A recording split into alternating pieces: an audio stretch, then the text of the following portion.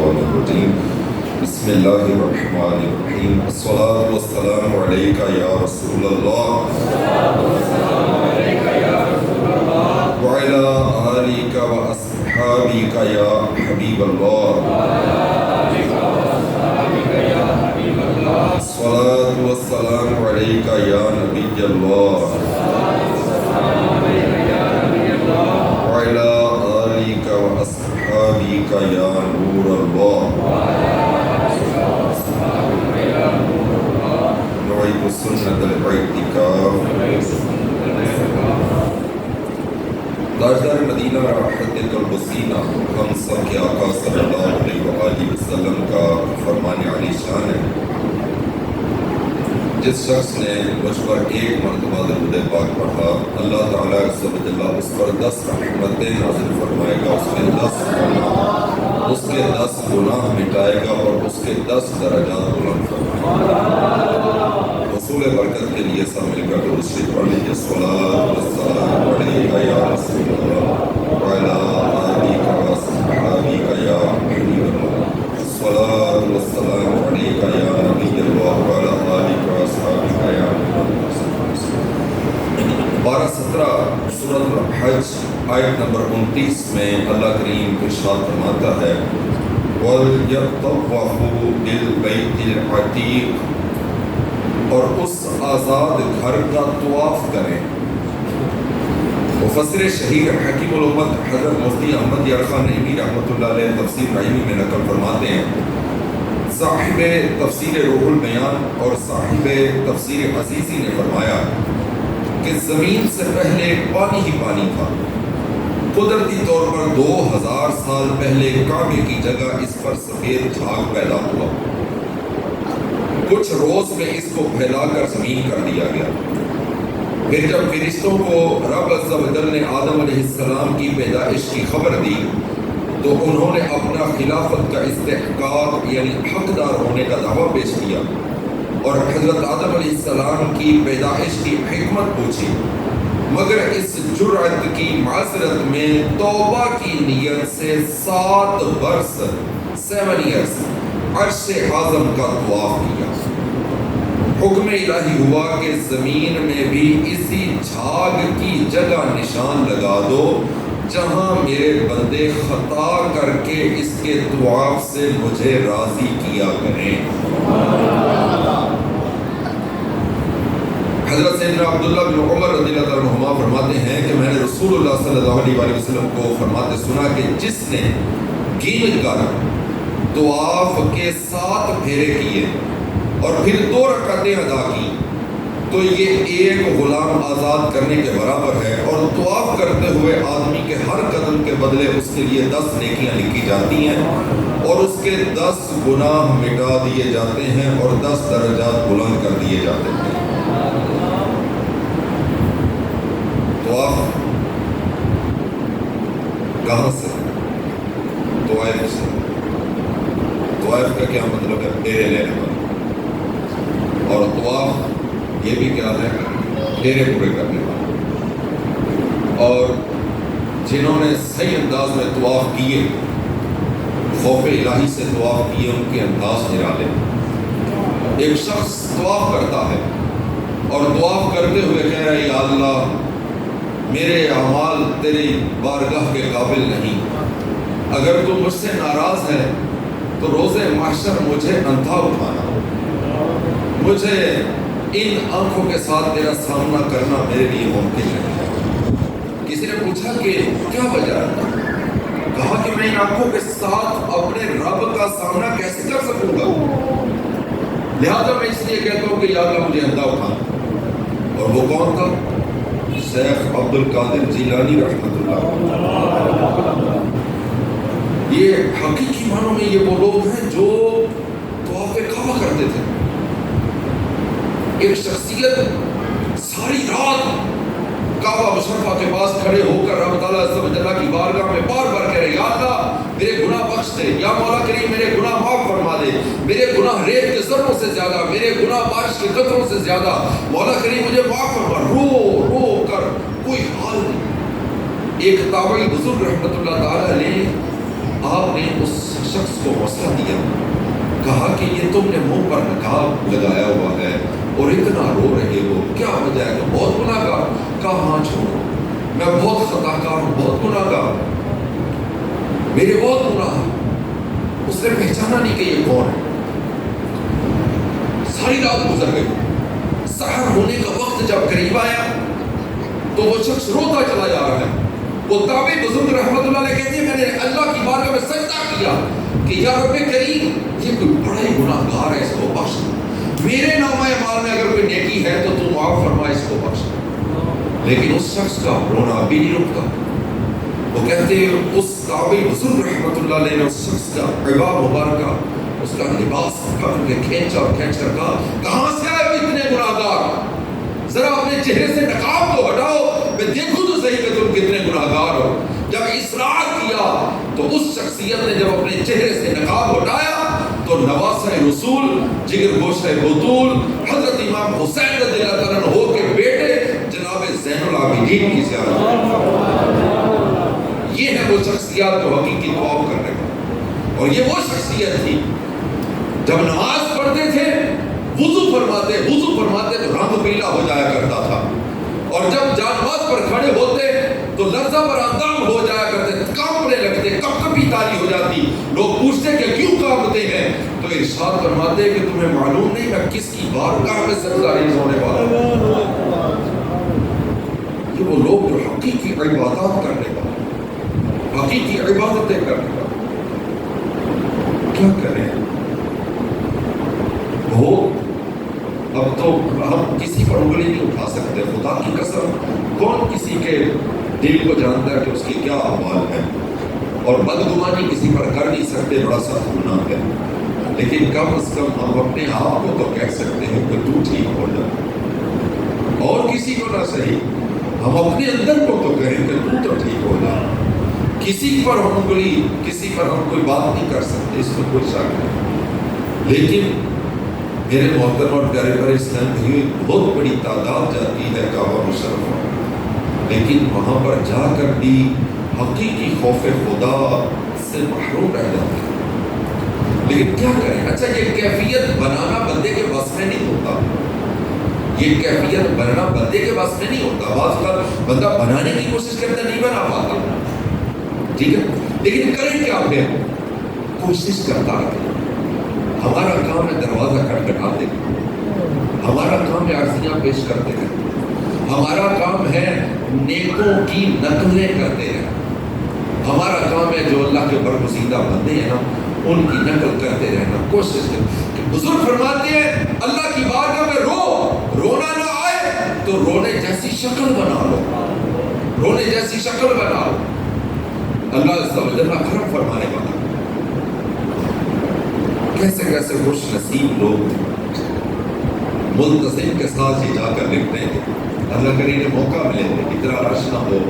ملتزم وہ مقام ہے جو کعبہ مشرفہ کا دروازہ پاک ہے نا، جو در رحمت ہے وہ، اور حجر اسود کے درمیان کی جو تھوڑی سی دیوار ہے نا اس کو کہتے ہیں ملتزم. یہ وہ جگہ ہے جس کے ساتھ حضور ساتھ لگتے تھے، ساتھ اپنا سینہ لگاتے تھے، پھر اپنے گال لگاتے تھے، ایسے گال لگاتے تھے، پھر اپنا پیٹ لگاتے تھے. حضور اس کے ساتھ اپنے ہاتھ لگاتے، چمٹ جاتے اس کے ساتھ.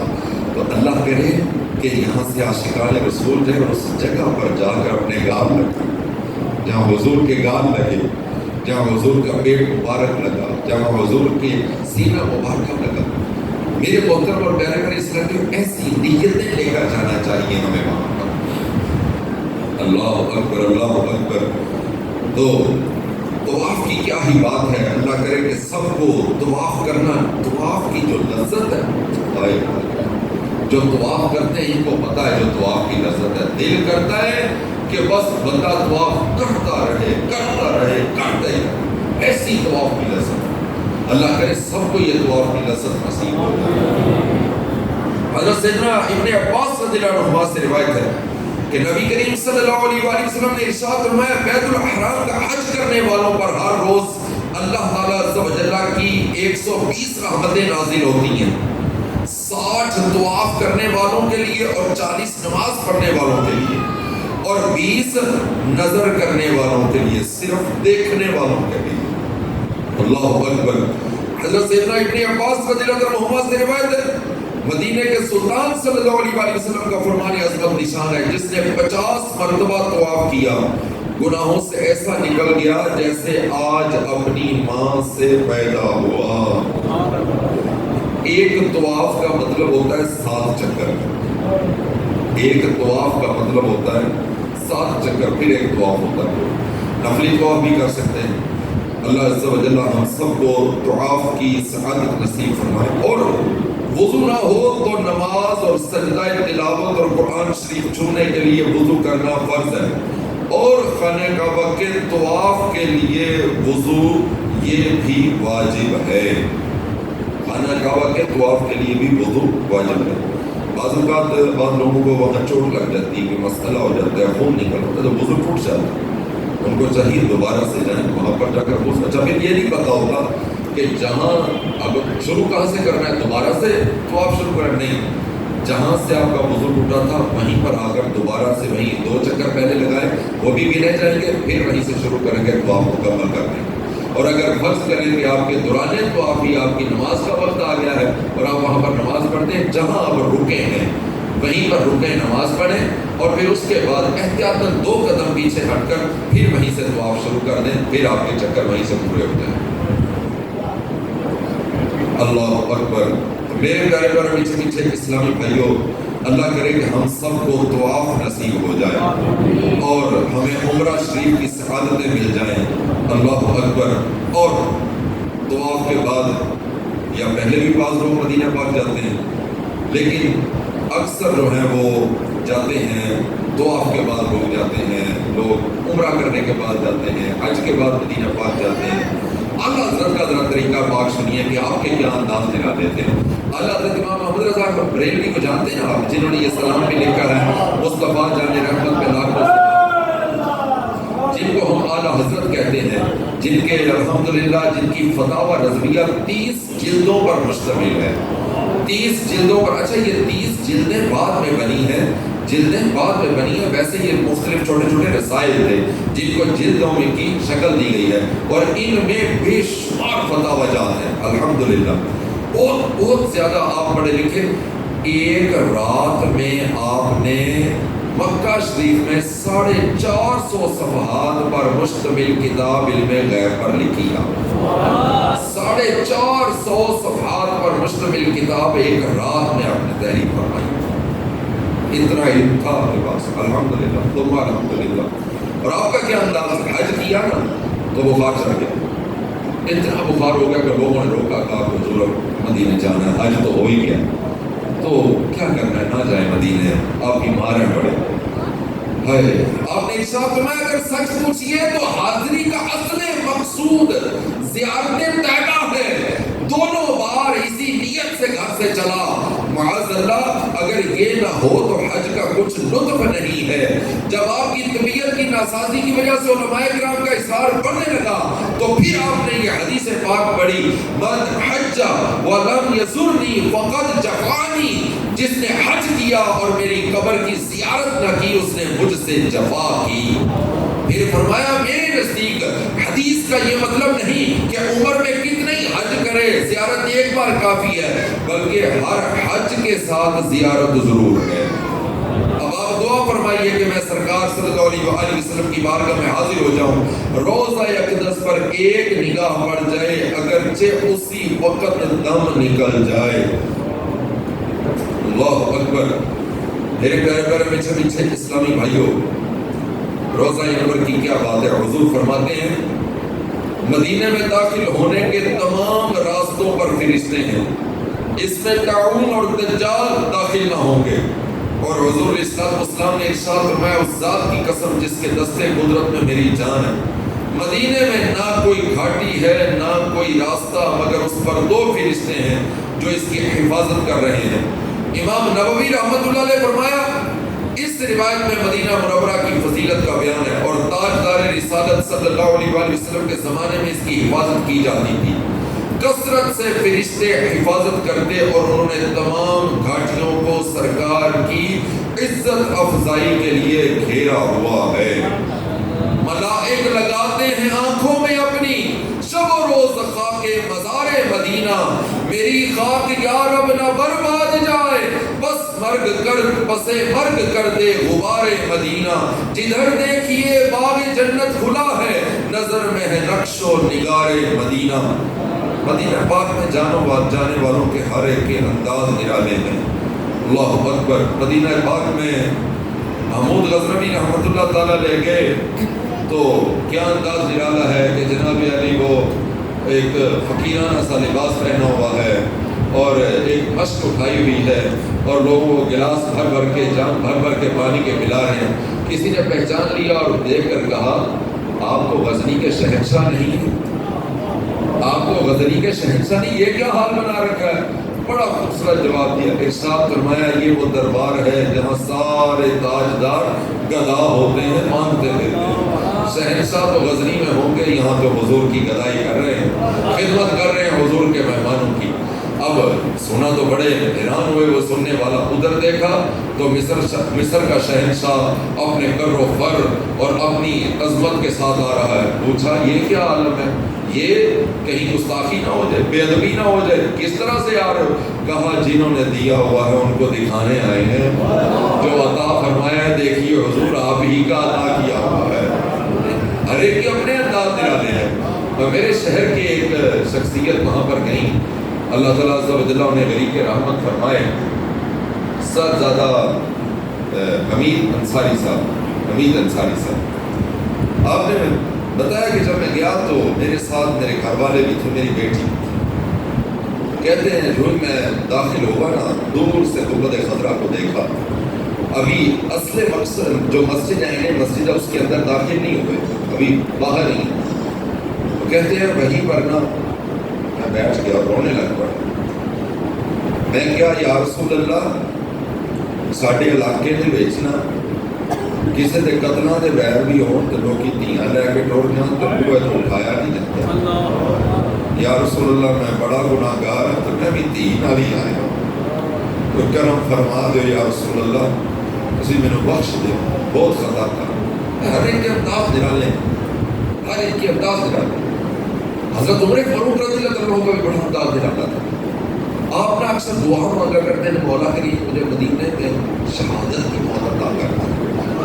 صحابہ کرام کہتے ہیں ہم سوچا کرتے تھے مدینے میں شہادت کیسے ملے گی، یہاں تو لڑائی ہو ہی نہیں سکتی، جنگ ہونی نہیں ہے، اور جنگیں ہوں بھی تو وہ شہروں کی سرحدوں پر ہوتی ہیں، باہر ہوتی ہیں، یہاں پر کیسے ہوگی؟ آپ کہتی ہیں ہم سوچا کرتے تھے، مگر پھر وہ چشم فلک نے وہ نظارہ بھی دیکھا کہ این مسجد نبوی شریف کے اندر اور پھر محراب مسجد نبوی شریف کے اندر حضرت عمر رضی اللہ عنہ پر حملہ ہوا اور آپ کو شہید کیا گیا اور آپ کی دعا قبول ہوئی۔ ہر ایک کے انداز نرالے، اور حضرت امام مالک کے انداز کیسے نرالے تھے، اللہ اکبر۔ یہ اس قدر محبت فرماتے مدینہ طیبہ سے، اس قدر محبت فرماتے نا کہ ان کو کسی نے عربی نسل کے کچھ گھوڑے دیے تو آپ کے پاس ایک شخص کیا تو کہنے لگا حضور اتنے گھوڑے اتنے سونے بچے ہیں تو کدی انہیں بیٹھ جائے۔ فرمایا میرا دل گوارا نہیں کرتا کہ میں حضور دے شہر اس زمین نو پاک سر زمین نو گھوڑیاں دے سما دے تلے رون دے، یہ سارے گھوڑے تو لائے جائے دے دیتے، سارے گھوڑے تحفے میں دے دیتے۔ فرمایا کہنے لگے حضور یہ کدھر رکھ لو، کیا نہیں میری حاجت ہی نہیں ہے۔ مدینے سے باہر نہیں جایا کرتے تھے، کیوں؟ حضرت امام مالک مدینے سے باہر نہیں جاتے تھے، کیوں؟ کس لیے نہیں جاتے تھے؟ اس وجہ سے نہیں جاتے تھے کہ کہیں میں مدینے سے باہر نہ نکلوں تو میرے موت نہ آئے۔ میں مدینے کے اندر، اور ادب کیسا تھا، ادب کیسا تھا، ادب ایسا تھا کہ رفع حاجت مدینے کے اندر نہ کرتے تھے، بلکہ مدینہ سے باہر سرحد پر جاتے، ایک پاؤں باہر رکھتے، ایک پاؤں پھر بھی اندر رکھتے اور رفع حاجت باہر فرمایا کرتے۔ ایسے ایسے مؤدب، ایسے ایسے باادب لوگ۔ اللہ اکبر، کیا بات ہے یار، مدینہ کی کیا ہی بات ہے۔ حضرت ایک بزرگ رحمۃ اللہ علیہ محدث ہوئے، حضرت معین اس طرح نام ہے، ابھی تھوڑی دیر میں آ جاتا ہے، پر ان کا نام معین ہے، معین ان کے نام میں آتا ہے۔ آپ سرکار صلی اللہ علیہ وسلم کی بارگاہ مدینہ پاک میں حاضر ہوئے، چند دن رہے۔ جب چند دن رہے نا تو وہاں پر نا تھوڑے دن رہنے کے بعد نا تو سپہری جانب کے سامنے آئے، آ کر کے یا رسول اللہ اجازت دے میں جانا ہے۔ واپس جب واپس نکلے نا تو مدینہ پاک سے باہر کوئی 1-2 منزلیں باہر نکلے ہوں گے، تو رات کو سوئے تو نبی پاک صلی اللہ علیہ وسلم خواب میں تشریف لے آئے، خواب میں تشریف لے آئے۔ جب خواب میں تشریف لائے تو حضور فرمایا کہ نہ جاؤ، واپس آ، واپس آ، واپس چلے گئے، واپس چلے گئے جانے بخار چڑھ گیا۔ ایک ادھا دن ہی گزریا تے حضور دے دربار دے وچ آپ سنہری جالیاں دے سامنے بیٹھے ہوئے ہیں تے اوتھے وہ قفس مصری تو پرواز، اور یہ وہ واحد شخصیت نے اسلام دے وچ جنہاں نوں نبی پاک تو بعد اس تخت غسل دے غسل دتا گیا جہدے تے حضور نوں غسل دتا گیا۔ یہ واحد شخصیت، یہ وہ محدث ہے، یہ واحد شخصیت ہے کہ جن کو اس تخت غسل پر جو ہے وہ غسل دیا۔ ان کے بعد پھر کسی اور کو دیا گیا، یہ کہیں سے ثابت نہیں۔ جو مدینے سے محبت کرتے، جو حضور سے محبت، ان پر حضور کس قدر کرم فرماتے ہیں۔ اب ایک شخص حضور کی بارگاہ میں شیخ احمد رحمۃ اللہ علیہ، یہ مدینہ پاک میں گئے نا جب، تو مدینہ پاک میں گئے تو فاقے تھے، بھوک لگی بڑی تے سو گئے ہوتے مسجد نبوی شریف سوتے ہیں نا تے پھر اٹھ پہ پھر سو جان، لیکن وہ جس طرح بندہ بلڈ پریشر لو نہیں ہو جاتا اس کی وجہ سے بھی نیند آ جاتی، تو نا حضور کی بارگاہ میں کہتے ہیں یا رسول اللہ میں تھوڑا مہمان آتے بھوکا ہوں، یا رسول اللہ میں بھوکا ہوں، آپ کا مہمان۔ جب پھر سوتے ہیں تو حضور خواب میں تشریف لے آئے، حضور خواب میں تشریف لے آئے تو حضور نے ایک روٹی دے دی تھی۔ آپ فرماندے لو روٹی ادھی روٹی میں خواب میں کھادی تو میری آنکھ کھول گئی تو ادھی میرے ہاتھ میں موجود سی، آدھی روٹی میرے ہاتھ میں موجود تھی۔ کہنے کا مطلب یہ وہ در ہے، اچھا مختلف انداز ہیں لوگوں کے مانگنے کے۔ 1-2-3 بزرگ تھے، انہوں نے بھی اسی طرح حضور کی بارگاہ میں عرض کیا، ان کو کھانا بھی مل، ان کو واقع تھے، ان کو سو گئے۔ جب وہ سوئے نا تو ایک سید صاحب تشریف لے آئے، سید صاحب تشریف لے آئے تو انہوں نے کہا اٹھو تو روٹی کھاؤ، نال لے گئے، روٹی چھوٹی کھوائی، روٹی کھوائی نا کھوان تو بعد آخیا جب پھر بھوک لگے پھر بھی آ جایا کرو، پر گل یہ ہوئی کہ جب حضور کی بارگاہ چاہتے تو روٹی صرف منگتے ہو، روٹی شاید بھی منگ لیا کرو، اتنے سے ایمان منگیا کرو۔ تو اتوں بزرگ فرماتے ہیں کہ حضور کی بارگاہ وہ ہوئے جتوں ہر شے منگنی چاہیے، روٹی بھی منگو، ایمان بھی منگو، ہر چیز حضور سے جا کر مانگے، لیکن کیا انداز کیسا ہو؟ ادب عاجزی کا انداز ہو، اور مدینہ پاک میں جا کر کسی شے پر اعتراض نہیں کرنا۔